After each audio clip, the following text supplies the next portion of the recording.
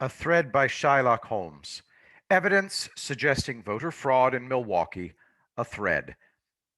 I've been looking at the vote counts in Milwaukee, and there's suspicious patterns in the data that need explaining. Proving fraud is difficult, but a lot of irregularities point in that direction. First, the too long didn't read version.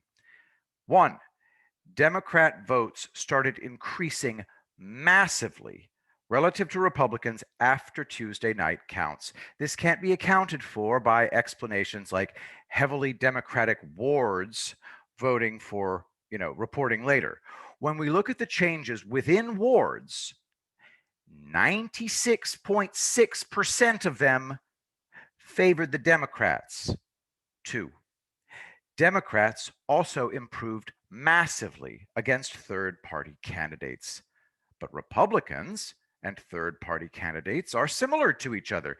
Since there's little incentive to manipulate third-party counts, the big change is in Democrat votes, not in Republican ones. In down-ballot races, Democrat increases within each ward were larger where the Democrat candidate was initially behind in the overall race on Tuesday night, i.e., relatively more Democrat votes appeared in races where they were more likely to alter the outcome. This result is easy to explain by fraud, but is more complicated under other explanations like Democrats mostly voting by mail. Most theories predict all Democrat candidates should benefit equally within a ward, not that more votes come in exactly where they're needed. Ward level vote counts are from the Milwaukee County Clerk at 7 p.m. Thursday night, and the archived version of the count as it stood on election night.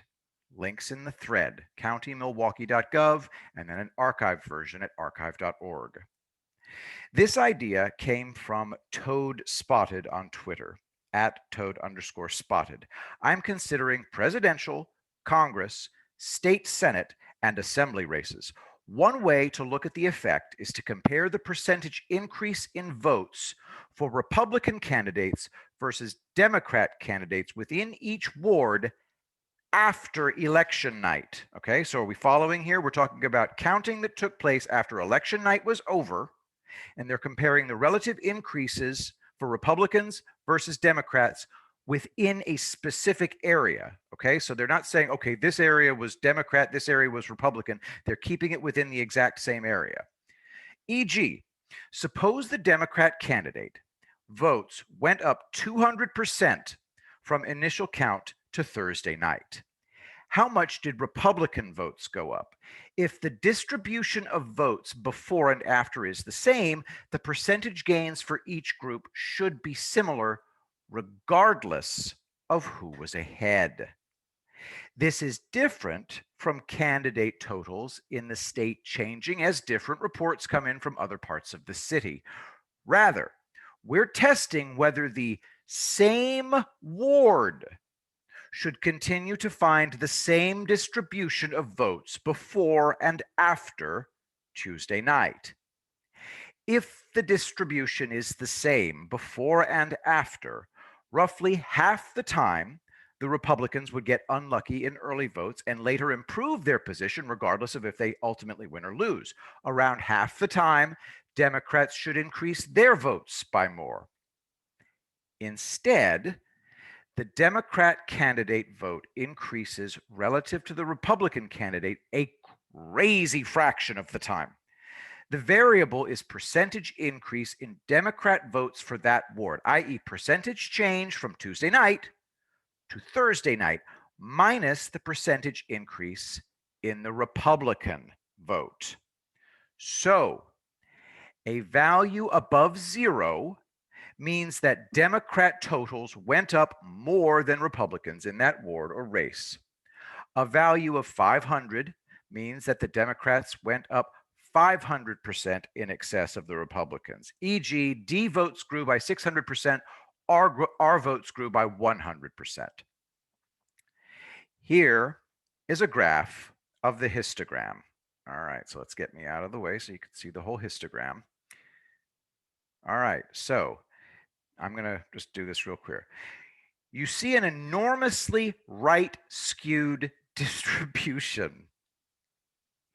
Tons of large gains for the Democrats, very often increase more than Republicans, but when they do, it's often by a colossal amount. Out of the 1,217 ward race combinations with non-missing early votes for both parties, 1,037 saw relative increases for the Democrats, 37 saw relative increases for Republicans, and 143 were ties. Excluding the ties, the Democrat win fraction here is 96.6%. A remarkable feat. Depending on how you assign ties, if this were a 50-50 coin, i.e. D and R were equally likely to gain relative to the other, the probability or p-value for this is between 10 to the negative 147th. And a number Excel just lists as 0. Okay, guys. 10 to the negative 147th is like smaller than the size of a subatomic particle if you measured it in micrometers. It's the smallest number you could ever imagine. It's effectively, it's 0. So this proves incontrovertibly that something about the count skews crazily towards the Democrats after 2 a.m. Wednesday. But it doesn't prove what it is. Maybe they counted different types of ballots or something, but only starting at 4 a.m. However, there's one thing we can test. From which party's votes is the weirdness coming from? We can answer things by looking at vote changes for other candidates, third-party races, write-in candidates, etc. We can be virtually certain that nobody is bothering to manipulate the vote totals for fringe, no-hope write-in candidates. These form a great placebo group. What might you expect the changes to look like for a group where nobody is manipulating the totals? Let's do the same graph, but compare each party with miscellaneous. Because the miscellaneous count is small, I aggregate it together, restricting to cases with at least 5 miscellaneous votes in that ward by 2 a.m. Wednesday. Otherwise, if there's only 1 vote, the minimum increase is 100%, because then once you put 1 more in there, 1 becomes 2, and that's a 100% increase. Okay, you get it. What are we predicting to find? Well, if it's the Democrat total that's being inflated, Democrats should also be increasing relative to miscellaneous. If Republicans are just being counted as normal, then their changes should look similar to the miscellaneous group. That's basically what we find. In Democrats versus miscellaneous, the picture is even more crazily skewed than before. Democrats improve relative to miscellaneous in 520 ward race observations. They tie 89 times, and miscellaneous improves in relative terms just three times. That's not a typo. This corresponds to p-values between 10 to the negative 73 and 10 to the negative 177. Look, it tends between 0 and 0. Those numbers are not big enough to, they should read as 0. They're just, it's fucking 0, guys, okay? Milwaukee precinct level percent changes in Democrat votes versus third-party write-in votes after election night. It's ultra skewed. The fraction of Democrat wins here, 520 out of 523, excluding ties, is a ludicrous 99.4%.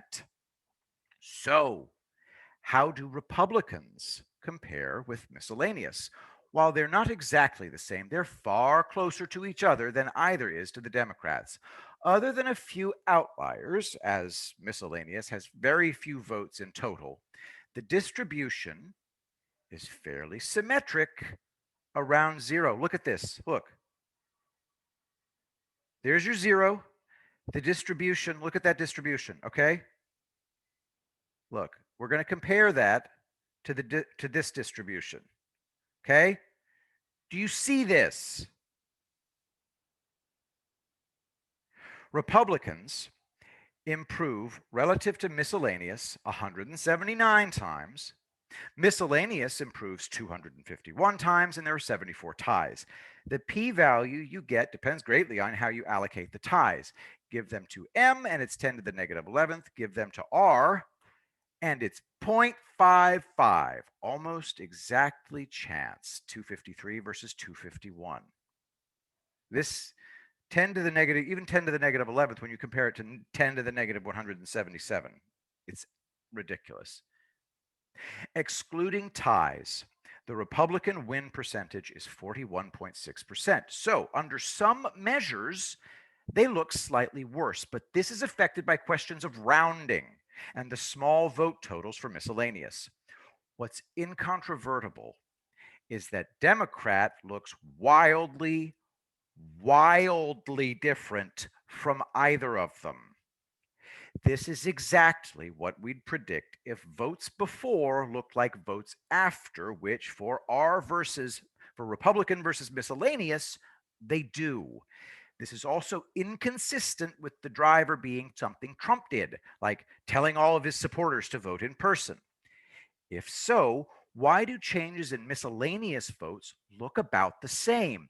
The important difference after Tuesday night, whatever you think it is coming on the Democrat side. Could there be other reasons than fraud why ballots might be different before and after? If the ordering is random and drawn from the same pool, no. But if wards count different types in a different order, votes cast at 9 a.m. versus 4 p.m., in person or mail in, then possibly. Whatever is changing vote distributions before and after Tuesday night, it's overwhelmingly impacting Democrats, not Republicans. If you think it's about in person versus postal voting, Republicans must be similar to miscellaneous in this respect. This is possible, but not at all obvious. There's another more important aspect. If Democrat increases are partly fraud, we would expect that increases should be larger when the fraud is more likely to impact the race. We have lots of down ballot races like state assembly representatives we can test here. Sometimes the Democrat is way up after early counting, so improving the margin doesn't matter. But if the Democrat is down early on, adding votes is much more important. I'm assuming fraudsters would like to win as many races as possible with the least amount of fraud. The comparison is now between two different races at the same ward. A Democrat voter comes to the ballot box or mailbox and sees a number of races. For some, like president, it's going to be a close call. For others, it might be a heavy favorite for the Democrat. The voter is a Democrat, so presumably he's inclined to vote Democrat for both. We can compare within a given ward which of the two races showed bigger improvement for the Democrats in that particular ward after Tuesday night. Indeed, the increase in Democrats relative to Republicans is significantly higher when the Democrat is doing worse overall in early counting. Within each ward, late votes break more heavily to Democrat in exactly those races where they are likely to affect the result. How big is the effect? There were 8 races where Republicans were ahead on Wednesday morning, By Thursday night, half had flipped to Democrats. By contrast, there were 19 races where the Democrat was ahead. Not a single one flipped to Republican. It's not that the races flipped because heavy Democrat wards started reporting in. More votes started coming in for Democrats relative to the ratio for that exact ward for the previous night.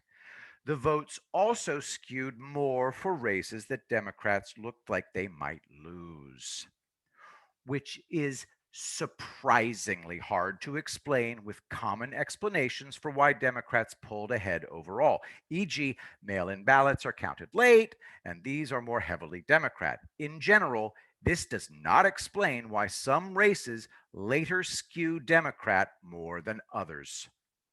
The key is that for each voter, voting by mail is common to all races. A single voter can't vote for some races by mail and others in person. So, if the overall Democrat skew is a mail ballot effect, most versions of this predict that all races should be equally affected. Consider a simple example where everyone votes straight ticket. More Democrats vote by mail, and these are counted late. This would predict overall Democrat improvement, but it should be the same for all races, regardless of whether the Democrat is ahead or behind. More ballots come in Democratic. They each vote for every Democrat, so all Democrats increase in the same percentage terms. This isn't what we find. In the data, within a ward, the important races go up more than the unimportant races. The prediction that all races should be equally affected holds for many variations. Does the answer change if every Democrat voter has a 90% chance of voting for each Democrat candidate? If this candidate is the same, those who vote in person versus by mail? No. The answer also doesn't change if Democrat voters generally vote less for shoe-in candidates but vote more in tight races. It holds equally for Democrats who vote by mail versus in person. There should be no difference across races how much they break towards Dems. You need something complicated to explain it. Democrat voters vote less for Democrat candidates if they know they're going to win anyway, and this instinct is somehow larger in Democrat mail in voters than in Democrat in person voters, and Dems vote more by mail overall. If this sounds confusing, that's kind of the point. We're a long way from just Dems voting more by mail. It's not impossible. We can't rule it out.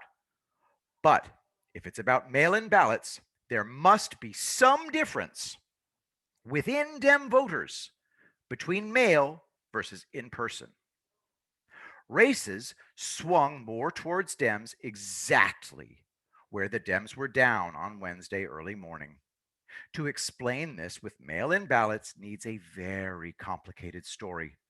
To explain it with fraud needs a very simple story. You commit fraud where the fraud matters more. This is why the evidence suggests fraud to me, but your mileage may vary. I've tried to stick to the facts as I don't have any special ability to interpret the numbers above. Whatever is going on is crying out for explanation, and the simple alternatives don't do it. A final question to ponder. What should our null hypothesis be? When we say there's no evidence of fraud, we're claiming no fraud as the null hypothesis. To me, the system of vote counting is so broken that this is very difficult to justify. And then Shylock Holmes's own tweet from November 4th, a metaphor for the likelihood of voter fraud for people who insist that it's a conspiracy theory or that there's no evidence of it. There's your null hypothesis. I find the possibility of voter fraud entirely plausible, and that belief has nothing to do with which party you think is doing it. At a minimum, I feel strongly that this possibility needs to be investigated more seriously than it is, given the evidence above. One postscript that people have asked about. Why Milwaukee? Why not analyze everywhere else too? I picked Milwaukee after initial strange reports of ballots being found at 4 a.m., but it took about 48 hours of work and writing to put together just this much. Do you still believe that most voter fraud will be caught in time before it decides the election? Really? Most people assume that there must be thousands of highly paid people working on this problem right now. I suspect the answer is more like 10, and I personally know about 7 of them, at least for doing this kind of analysis, not for the broad voter fraud question. But a similar issue applies, I suspect. I will be the greatest president that God ever created.